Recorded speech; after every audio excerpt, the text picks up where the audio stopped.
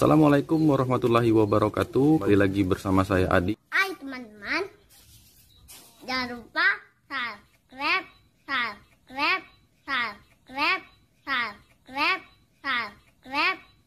channel ini.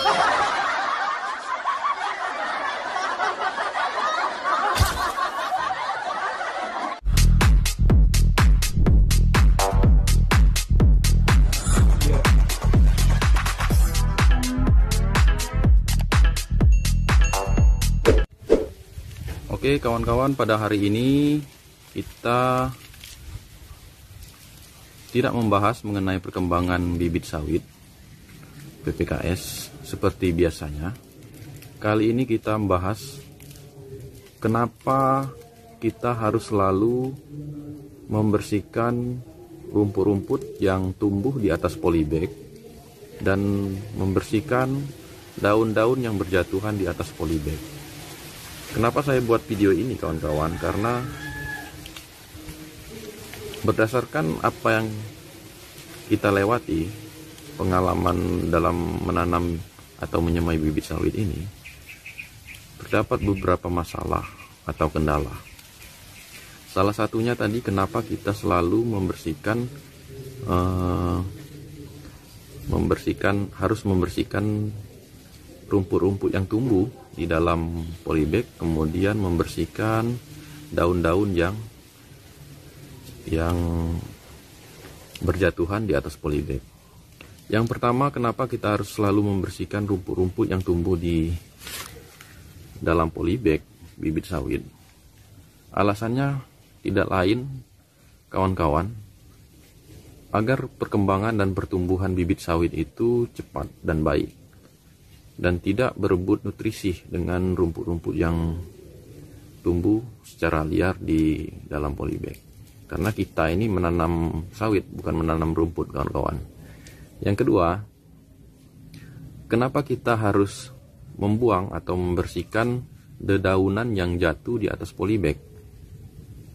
Nah, ini kita temui seiring dengan pengalaman kita dalam menyemai atau menanam bibit sawit ini ya kawan-kawan.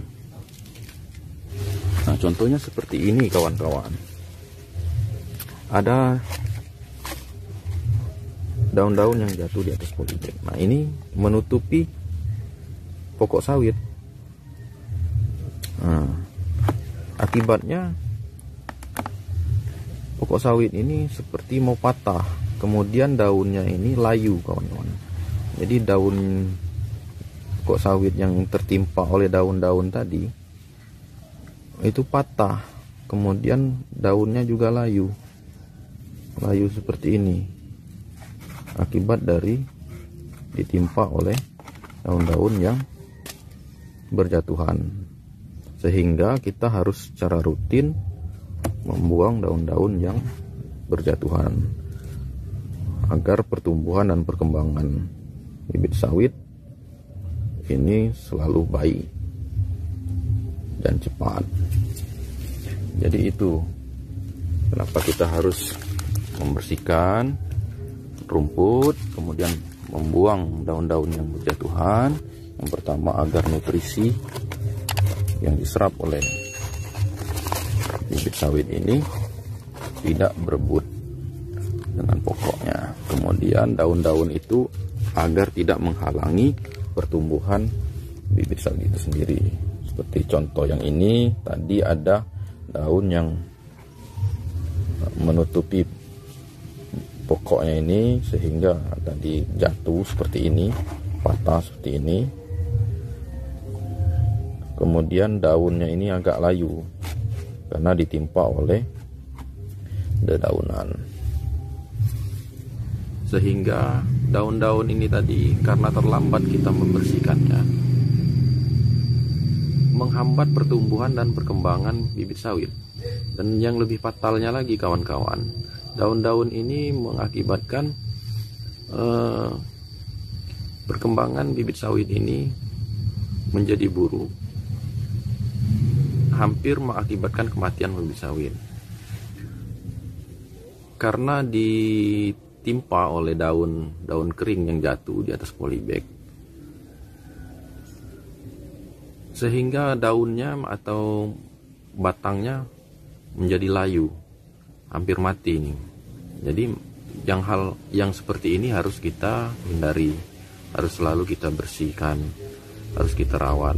Makanya kita selalu melakukan perawatan terhadap polybag bibit sawit ini.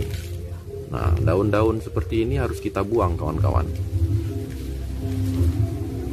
agar pertumbuhannya tidak terganggu. Nah, itu tadi kawan-kawan tips dari saya mengapa kita harus selalu melakukan perawatan terhadap bibit sawit. Yang pertama, harus membuang rumput-rumput yang tumbuh di atas polybag karena akan berebut nutrisi dengan pokok bibit sawit itu sendiri. Rumput itu akan mengambil nutrisi yang seharusnya diserap oleh bibit sawit itu sendiri, tapi dimakan oleh rumput-rumput. Yang kedua, kita harus membuang dedaunan yang jatuh di atas polybag, yaitu untuk menghindari lambatnya pertumbuhan bibit sawit. Karena untuk ukuran yang masih kecil-kecil seperti ini harus kita jaga betul, harus siang betul dalam polybagnya, sehingga tidak menutupi perkembangan bibit sawit itu sendiri. Oke kawan-kawan, sekian dulu tips atau video kita kali ini. Bagi yang suka dan mungkin bermanfaat untuk kawan-kawan sekalian, silakan like, subscribe, dan share untuk ke kawan-kawan yang lain. Kita berjumpa di video berikutnya. Tetap jaga kesehatan. Assalamualaikum warahmatullahi wabarakatuh.